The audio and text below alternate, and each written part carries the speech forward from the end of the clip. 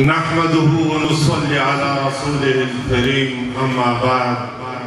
فأعوذ بالله من الشيطان الرجيم بسم الله الرحمن الرحيم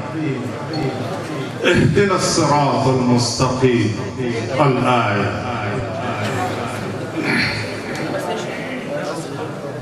دخل واقعي ولسي مشاعرها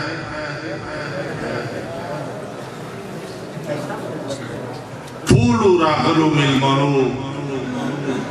السلام عليكم ورحمة الله وبركاته ممنون يمشي بإطلاعات وكلتور رياست وابتكار دي افغانستان دي تاريخي فتح او اسلامي امارت دا قيام پویار دخل واقعي ولسي مشاعري تا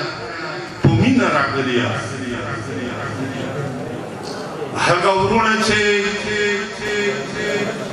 د لری ولایاتو نه تشریف راوړی دی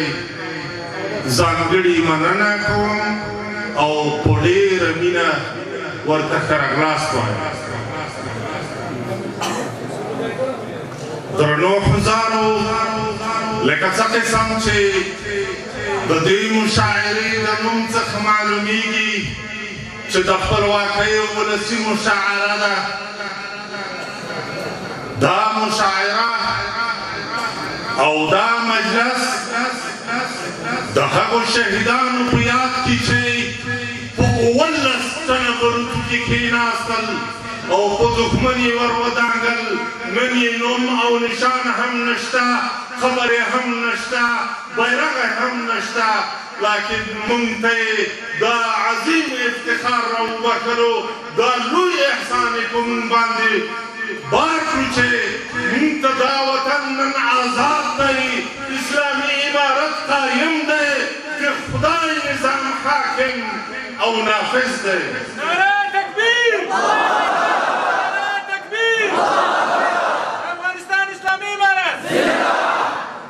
ای مجاهده په ځانګړي توګه ستاسو احسان منونکي یو ستاسو د احسان منونکي یو دا شل کاله د دې هېواد په غرونو او رګونو کې په وچې خېټه په وچو شونډو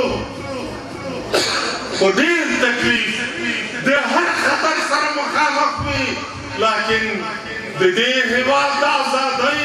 او د دې نظام د قیام دپاره دوی داسې قرباني ورکړه چې د نړۍ سپر قوتونه دې مات کړل مبارک شه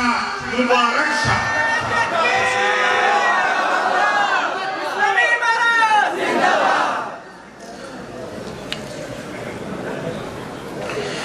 ورسان مو دې مات کړي انګریزان بېایماني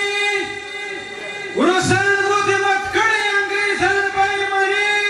هغه افغان ولس مړی د پاکستان بېایماني نعره تکبیر نعره تکبیر افغانستان اسلامي عمارت علماء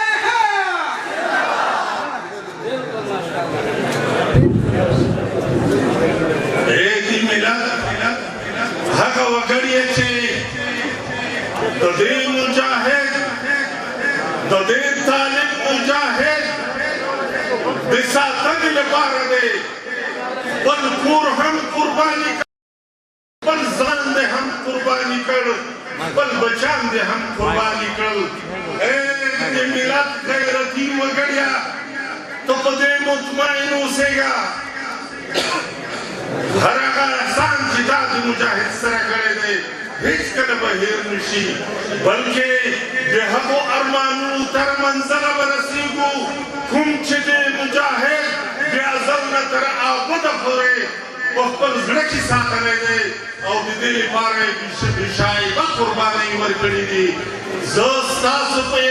په دې قربانۍ او شهامت باندې ویاړم ټول اسلامي عمارت د داسې غیرتي ملت څخه ممنون دی او د دا غیرتي ملت دپاره به انشاءالله تعالی د ژوند تر وروستۍ سلګۍ خپلې هڅې کوو خدمت قسم تکلیف ته به یې نه ورکوو موږ به خپل ځانونه قربانوو خدا ملت به ساتو شاعر ورورا شاعر ورورا مونږ لیدلی دي چې په داسې مشاعرو کې به دلته د شرابو د بوتلونو سره نڅاوې کېدلې د ګمراهۍ اډه به جوړه شوې وه نن دې ولیدل چې په څومره عجیب انداز د دې مشاعرې پیل د قرآن کریم په تلاوت سره پیل شو الحمدلله شاعر ورورا کوشش وکړه هغه رنګینې شونډې هغه تورې سترګې نور د خدای په خاطر مه ستایه بلکې هغه وچې شونډې وستایه هغه وچې شونډې هغه پدري پدري شونډې وستایه چې د دې وطن د ازادۍ او د اسلامي نظام د قیام او د دې ملت د ساتنې په خاطر یې په دې غرونو رغونو کې شپې تېرې کړي دي وچې شونډې ګرځېدلې دي ګردمنې سترګې ګرځېدلې دي نن پکار ده چې د هغه مجاهد هغه حماسه وستایي نن پکار ده چې هغه فدایان وستایي چې مونږ ته یې واضح یادګارونه پاتې پکار ده چې هغه مهاجر او مجاهد وستایي چې د خپل ګران وطن څخه په هجران کې پراته او هغه مشران وستایي چې د دنیا ټول قوتونو د دنیا د نړۍ د ټول سیاسي سیستم په وړاندې سیاسي مبارزه وکړه او دوی ته عظیم افتخارات راوبخل بلکې دې ملت ته افتخارات وروبخل او دا افتخارات به تلپاتې وي دا شخصي نه دي دا د ټول ملت افتخارات دي ډېره مننه کوم ټولو شاعرانو وروڼو چې په دې مشاعره کې مو ګډون کړی دی خصوصا ناتخوانانو وروڼو او عامو مجاهدینو او د خوست درنو ولسونو نو تاسو ټولو څخه مننه کوم جزاکم الله الله تعالی دې تاسو ته عظیم اجر درکړي والسلام علیکم ورحمة الله وبرکاته